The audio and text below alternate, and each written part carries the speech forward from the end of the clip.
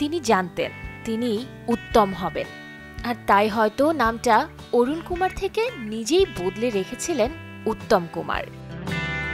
বাংলা চলচ্চিত্রে কিংবদন্তি হয়ে ওঠা এই তারকার শুরুর গল্পটা ছিল ব্যর্থতায় মোড়ানো।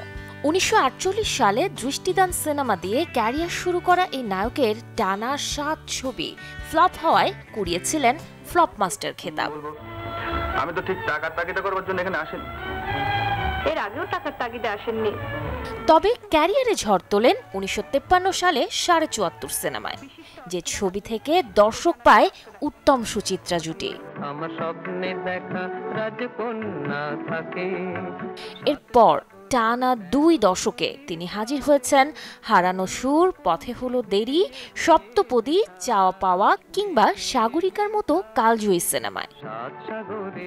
নায়ক থেকে একসময়ের ফ্লপ মাস্টার হয়ে ওঠেন মহানায়ক।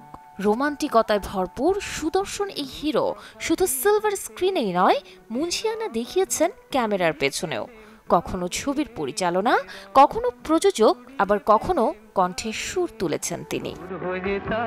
3 দশকের বেশি সময়ের ক্যারিয়ারে উপহার দিয়েছেন 2 শতাধিক সিনেমা। প্রাপ্তির ঝুলিতে নানা সম্মাননার সাথে আছে বেশ কয়েকটি জাতীয় চলচ্চিত্র পুরস্কারও।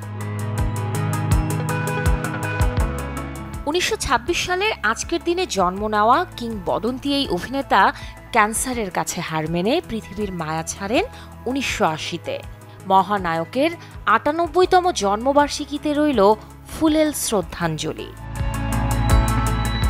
শাহরিন জেবিন, চ্যানেল 24।